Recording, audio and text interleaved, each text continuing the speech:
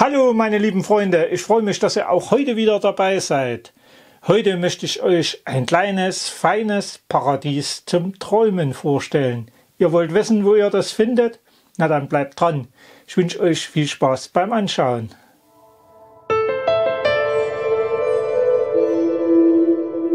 Liegt es daran, dass die Talsperre in unmittelbarer Nachbarschaft der viel größeren Talsperre Pöhl liegt und damit in deren Schatten? Oder weil sie zu DDR-Zeiten am Rande des Grenzgebietes lag? Wie dem auch sei, hier gibt es Ruhe und Entspannung. Übernachtung findet ihr mit Campingplätzen in Bungalow-Siedlungen und der sehr schön am Dobeneck gelegenen Jugendherberge. Letzte befindet sich übrigens in den Gemäuern des früheren namensgebenden Rittergutes Dobeneck. Sehr empfehlenswert, kann ich nur sagen. Was solltet ihr dort tun? Klar, in der von der Weißen Elster angestauten Talsperre könnt ihr schwimmen, baden, Boot fahren, einfach alles, was euch Spaß macht. Wanderfreunde kommen genauso auf ihre Kosten.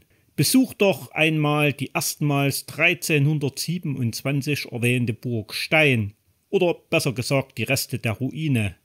Denn die von 1935 bis 1938 zur Brauchwasserversorgung und zur Energieerzeugung errichtete Talsperre verschlang einen Teil der früheren Anlage. In der DDR wurde 1959 die heute noch vorhandenen Reste glücklicherweise als Bodendenkmal eingruppiert und seitdem geschützt. Nicht weit entfernt findet ihr Oelsnitz, die große Kreisstadt im sächsischen Vogtlandkreis.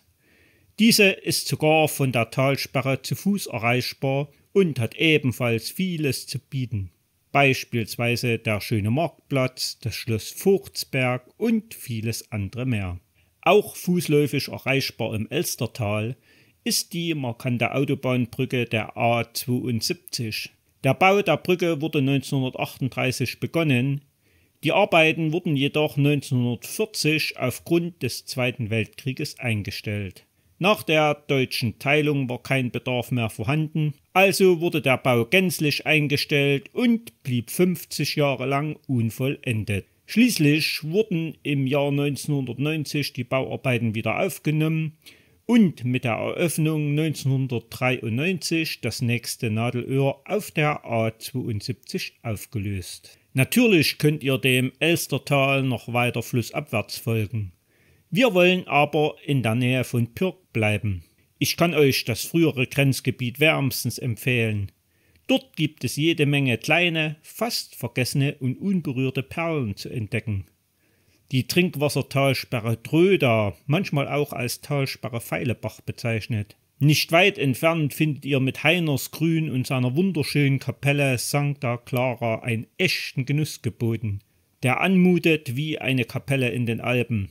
Darüber hinaus hat das kleine Örtchen sogar ein sehenswertes Schloss zu bieten. Seit 1996 ist dieses zwar in Privatbesitz, aber sehenswert ist es allemal. Nur wenige Kilometer von Heinersgrün entfernt liegt mit Grebes ein weiteres kleines und gemütliches Dörfchen. Besonders das Haus von Hermann Vogel. Bekannt wurde er mit seinen vielen schönen Illustrationen verschiedener Märchen und Sagenbücher. Quasi vor der Haustür von Grebes liegt die Ruine Burgstein.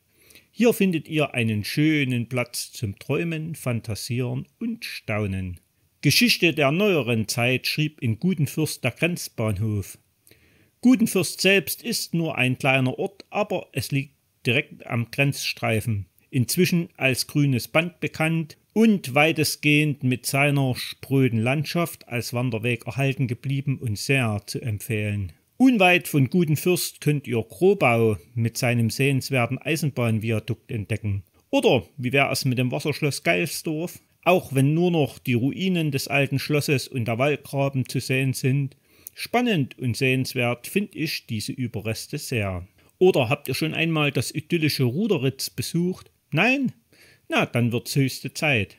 Klein, aber fein ist hier die Devise. Deren gäbe es noch viel mehr aufzuzählen. Aber es soll lediglich eine kleine Anregung für euch sein. Wofür ihr euch auch immer im Detail entscheiden möget, genießt den Reiz dieser eigenwilligen Landschaft. Details zu speziellen Wanderungen wird es in späteren Filmen mehr hier auf meinem Kanal geben. Und wenn ihr ein klein wenig Glück habt, dann begegnet ihr auch solchen freundlichen und freigebigen Menschen. In diesem Sinne, bis bald zur nächsten Wanderung oder Eisenbahnhighlight. Ciao!